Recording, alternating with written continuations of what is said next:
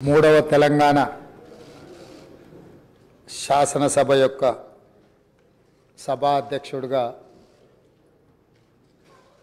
గడ్డం ప్రసాద్ కుమార్ గారిని ఈ శాసనసభలో కాంగ్రెస్ పార్టీ, భారత రాష్ట్ర సమితి, అదేవిధంగా సిపిఐ, ఎంఐఎం పార్టీలు ప్రత్యక్షంగా మద్దతు పలికి ఏకగ్రీవంగా ఎన్నిక కావడానికి, అదేవిధంగా భారతీయ జనతా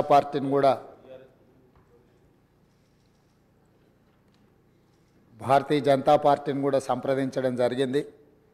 వారు కూడా పరోక్షంగా ఈ ఎన్నిక ఏకగ్రీవం కావడానికి సహకరించారు.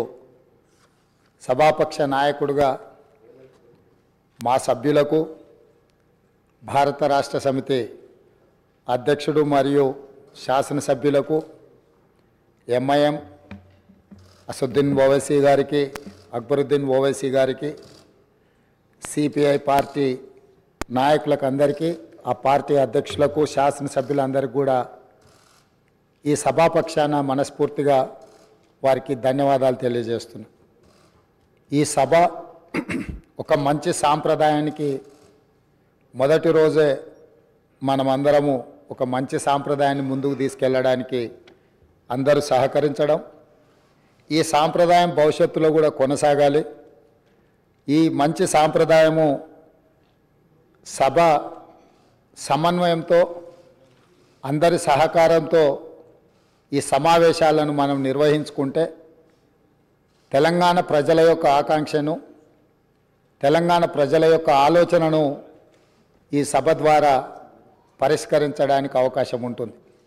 అదేవిధంగా గడ్డం ప్రసాద్ కుమార్ గారు నా సొంత జిల్లా, నేను ఎక్కడి నుంచి అయితే శాసనసభ్యుడిగా ప్రాతినిధ్యం వహిస్తున్నానో ఆ ప్రాంతం వాడు.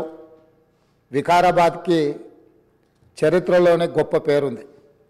నిజాం సర్కారు ఉన్నప్పుడు చాలా రుగ్మతలు ఉన్న వాళ్ళకి వైద్య సహాయం అందాల్సిన వివిధ రకాల ఇబ్బందులు ఉన్న వాళ్ళందరినీ కూడా వికారాబాద్ గుట్ట మీద వైద్యం చేస్తే అందరికీ ఆ రుగ్మతలు తగ్గి సమస్యలు పరిష్కారం అవుతాయని తెలుసు.